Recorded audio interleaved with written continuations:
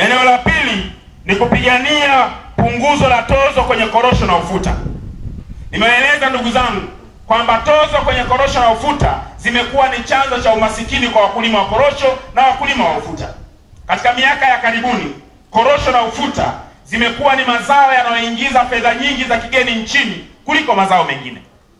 Mwaka jana ufuta umeingiza Tanzania fedha za kigeni trilioni 1.9. Umeingiza fedha trilioni 1 shilingi za Tanzania trilioni 1.9. Fedha hizi ni nyingi kuliko mazao mengine yote, na zao hilo limeongoza. 60% ya ufuta unaotolewa Tanzania unalimwa mkoa wa Lindi. Lakini yaangalie maisha ya watu wa Lindi. Angalia maisha ya wakulima wa ufuta wa Lindi. Ukiwa unakuja kutoka Dar es Salaam unakuja Lindi, unafanya mazoezi ya kiuno kuanzia Mbagala mpaka unaingia Lindi. Barabara imetoboka. Fedha zote zinazokusanywa za kodi kutoka kwenye ufuta hazijaweza kuwafanya watu wa Lindi angalau basi barabara yao inayowaunganisha Lindi na makao makuu ya biashara katika nchi yetu Dar es Salaam kuwa ni barabara inayopitika. Rais amekuja kuishia hapa, amerudi zake Mtwara, ameruka na ndege, hajapita kwenye ngunjungunju ambayo sisi ndio maisha yetu ya kila siku. Hivyo ndivyo ilivyo kwenye korosho. Ukiondoa ufuta, zao la pili lililoingiza fedha nyingi za kigeni hapa Tanzania kwenye msimu uliopita lilikuwa ni korosho. Tumeuza tani 520,000. Tumeingiza zaidi ya dola za Kimarekani bilioni 500, trilioni 1.5 zimeingizwa kutokana na zao la uuzaji wa korosho. Kati ya fedha hizi, shilingi bilioni 500 ni kodi. Bilioni 500. Bilioni 500 zingeweza kuijenga barabara yetu kutoka Dar es Salaam mpaka Mtwara, na ikawa ni barabara ya kisasa inayopitika isiyokuwa na matatizo tuliyokuwa nayo. Bilioni 500 ingeweza kujenga barabara ambayo sisi kwenye ilani yetu tumeita barabara ya korosho, barabara ambayo inatoka na Ngurukuru inakwenda Liwale, inatoka Liwale inakwenda na Chingwea, inatoka na Chingwea inakwenda Masasi, inatoka Masasi inakwenda Newala, inatoka Newala inakwenda Tandahimba, inatoka Tandahimba inakwenda Mtwara, barabara ambayo ndio inayobeba korosho zote za Lindi na Mtwara. Lakini hiyo barabara ni ya vumbi, haijajengwa kwa kiwango cha lami. Ukienda Bariadi, wao wana almasi, wana madini, barabara zao zinapitika mpaka barabara za vijijini. Sisi barabara zetu kubwa tena zinazobeba uchumi wa kusini zimetupwa. Iangalie miji yetu, uangalie mji wa Lindi, angalia barabara zake. Leo tuko Mikumbi hapa, mvua zikinyesha hakuna mifereji, maji yanajazana kwenye majumba, barabara ni mbovu. Manispaa imekuwa ni kama chaka la kijijini. Wakati manispaa hii mwaka jana imezalisha korosho tani 20,000, imeipatia serikali bilioni 28. Swali ambalo sisi wanatakiwa kulijibu kwenye kampeni hizi ni kwa nini wamechukua bilioni 28 za korosho halafu wameuacha mji wa Lindi ukiendelea kuwa na hali ambayo leo tuko nayo, barabara zake hazipitiki, watu wake ni masikini wa kutupwa. Ndugu zangu, eneo la pili kwenye kilimo na uvuvi ambayo nimeeleza kwamba tutakwenda kupitia upya miradi ya utoaji ardhi iliyowaacha wananchi bila ardhi wala fidia. Tumewaambia miradi ambayo imefanyika manispaa ya Lindi tutaipitia upya, ndio maana tunawaomba mtupe manispaa. Mkitupa manispaa kwa kuwachagua madiwani wetu, tutakwenda kupitia upya miradi yote ya ardhi ambayo imesimamiwa na manispaa na kuangalia kama sheria za ardhi zilifuatwa na maslahi ya watu wa Lindi yalizingatiwa. Kama miradi haikuzingatia, tutafuta leseni zote, tuanze upya, kwa sababu hii ardhi ndio mali yetu ambayo hatuna mwingine wa kumpatia, na ndio urithi pekee tulionao.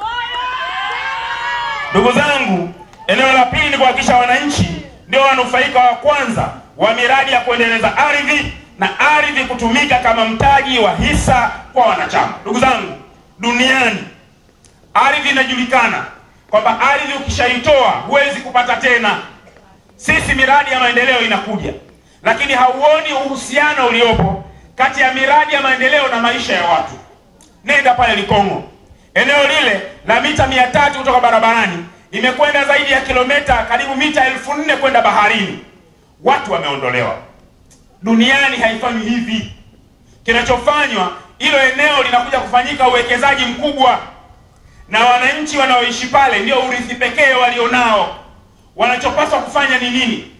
Kuna kitu kinaitwa land for equity, kuigeuza hiyo ardhi kuwa ni sehemu ya uwekezaji, kuwa ndio mtaji wa hisa ambao wananchi kwenye eneo hilo wanatoa.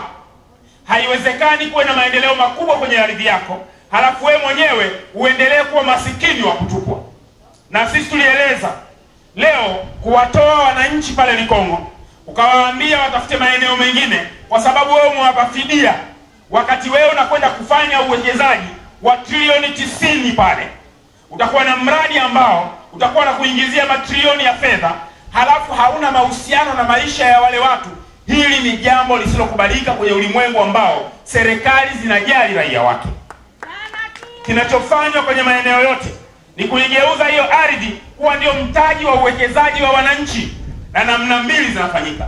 Namna moja ni kuwatafutia wananchi maeneo mapya watakayopangiwa, watakayojengewa majumba, na kuhakikisha shughuli gani za kiuchumi watakwenda kuzifanya baada ya athari iliyotokana na kuondolewa kwenye maeneo yao ambao walikuwa wanaendesha shughuli nyingine za kiuchumi, na nyinyi mmekuja kuanzisha upya.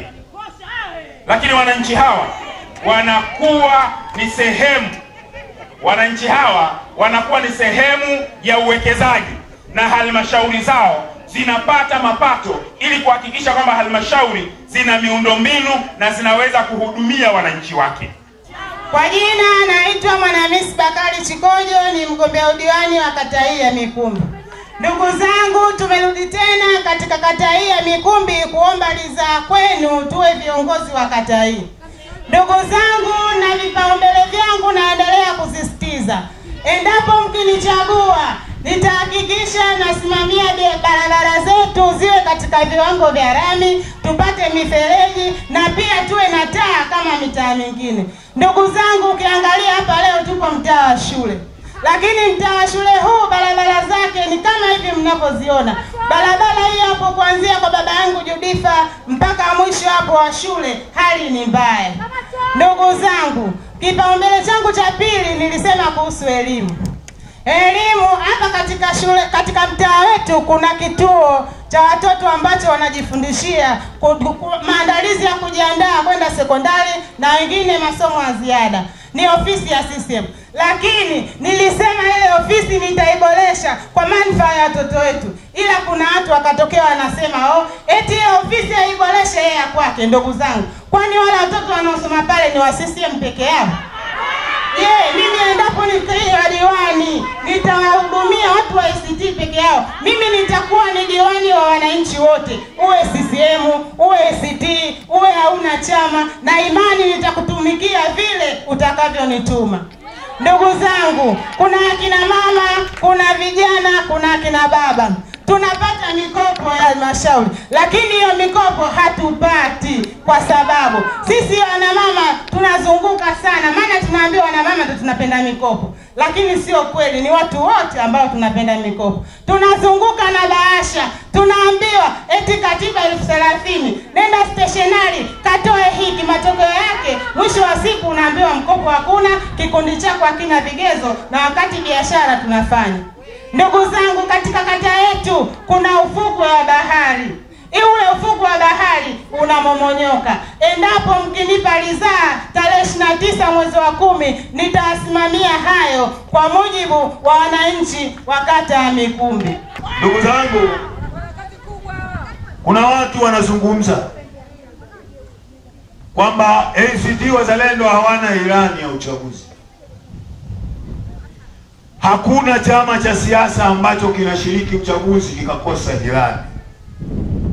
Hata kile chama ambacho jana walikuwa na mkutano pale stendi TLP, wanayo ilani yao. Itakuwa chama kikubwa kama ACT tukose ilani? Ilani tunayo. Tunashindwa kuiweka wazi kwa ujumla wake kwa sababu bado tunampambania mgombea urais kupitia ACT Wazalendo. Kwa maana hiyo, tunachokifanya ni kupitia ilani ile kuangalia ni kitu gani kinaweza kikamsaidia mbunge katika jimbo husika kuisimamia na kufanya jimbo lake litekeleze ilani ya ACT Wazalendo. Ni kipengele gani ambacho kitamsaidia diwani wetu kuisimamia halmashauri ili kata anayoiongoza na madiwani katika kata zingine waweze kuboresha maisha ya wakazi wa kata hizo, ni kupitia ilani ya ACT Wazalendo. La muhimu ni kuhakikisha tunapiga kura, tunachagua wagombea wote wa kata 19 za jimbo la Lindi mjini, ili halmashauri iwe mikononi mwa ACT. Ilani ikitekelezwa mtaiona kwa vitendo.